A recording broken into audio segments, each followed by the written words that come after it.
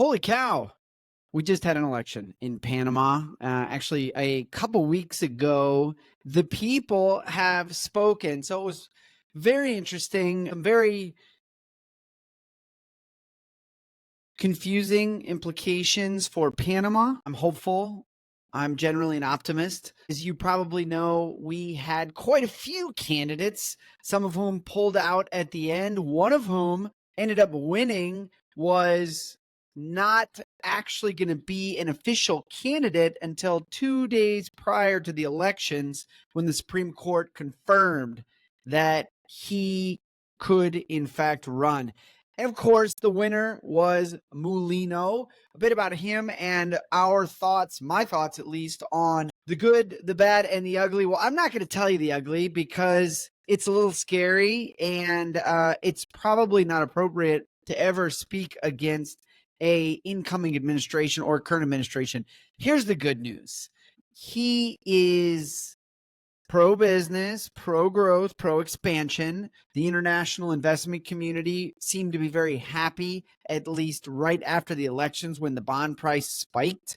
When he named his cabinet, the investment community also responded pretty favorably. This is like the World Bank people and the advisors and anyone who is an expert on Panama when it comes to buying our bond, which is, as you guys know, basically an investment in Panama's future ability to repay. As well, I'm not going to get into how and why bond prices fluctuate because I don't know about that stuff. What I do know about is real estate. Okay, so real quick for you, rundown on Mulino, who the guy is. Well, he was the former security minister, so the head honcho of all security, police, special police, special forces, border patrol, the big wig under Martinelli. And he was going to be Martinelli's VP when Martinelli tried to run. Martinelli, as you guys remember, was the president. Let's see, we had obviously Nito right now, Varela before that, Martinelli before him. So that was what, 10 years ago-ish? Okay, so what can we expect from this guy? Well, he doesn't say a whole lot, and he doesn't even have a vice president yet.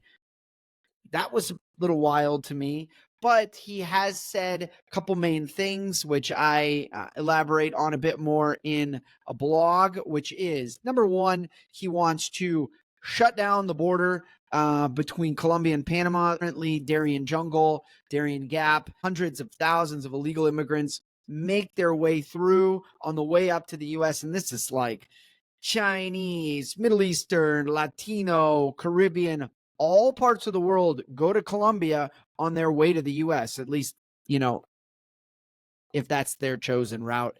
He wants to put a stop to that. He's got, of course, U.S. support for that. He also said he wants to stop mining completely. Let's see. He has implied he's going to restart the mine to pay the fines and close the mine. Interesting political move. Let's see where that ends up.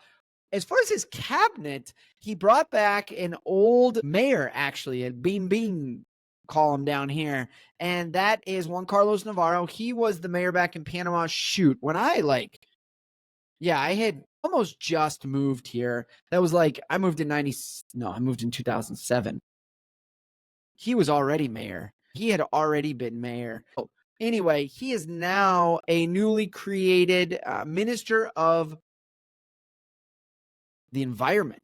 Okay, so we've got a good cabinet, an interesting cabinet, some well-known people, some not so well-known people, but overall, generally, the public supports the cabinet.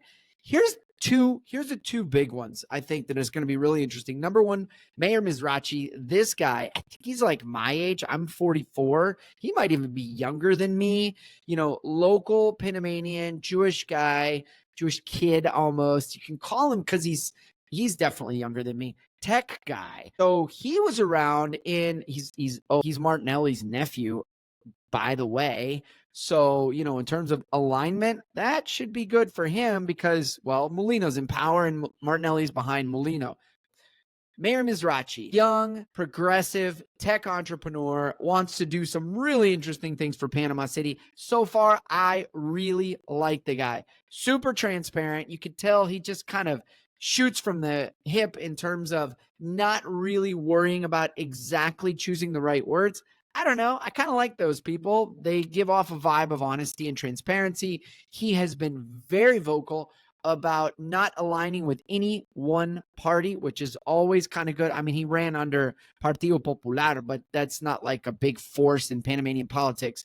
So he even got the endorsement from former president and current, well, he was trying to be president again, Torrijos, Martin Torrijos, who was president while I was here when I first moved in 2007. So anyway, okay. And then our Asamblea Nacional, which are two houses of Congress, Senate and House Representatives. Oh, this was groundbreaking for Panama. So tons of independents. I think it was only like 14 or 15 incumbents reelected. Holy cow. So massive changes there. My wife and I were really happy about that. You know, people I think were very disappointed with the Asamblea. They were seen as really just being extra corrupt and kind of like stealing a lot and passing all these underhanded laws that just benefited them. I mean, par for the course in Panamanian politics, but we are hopeful that with this new elected officials, with these new elected officials come some good things in Panama. So overall, I'm pretty excited. I'm not going to lie. I was surprised Molino won. We were hoping for Lombana and we voted for Lombana, pero ni modo, as they say. Oh, another expression they use in Panama, bien, which means a new broom sweeps well. So let's see. I mean, I don't know if Molino is like his predecessor, his mentor Martinelli. Martinelli did some great things for the city. Massive infrastructure projects, huge immigration renovation, reform, brought in tens of thousands of families from all over the world immigrating to Panama, generally seen Friendly Nations visa as one of the most successful visa policies in Panama's history. That still exists. It's changed a lot since Martinelli. And the idea is most likely that it's going to, hopefully stay the same, perhaps even roll back slightly to allow a bit more immigration. But in either case, corruption aside, with Martinelli, the guy did some massive things. He knew how to get things done here in Panama. I think that is why Molino got voted in. People associate Martinelli with prosperity. I, for one, usually think prosperity is generally tied to your predecessor because economic policy sometimes usually takes a while to get cooking. But again, let's see. I'm optimistic. What can you do? The people have spoken. The guy's starting in July. Happy to answer any questions as always. Thanks for tuning in. Make sure to check out the blog. If you like this kind of stuff, like and subscribe, of course, as one does. I'm Kent Davis, owner, managing director, Panama Equity. I've been at this since 2007, guys. So anyway, thanks for tuning in and have a great day. Que viva Panamá por siempre. Bye-bye.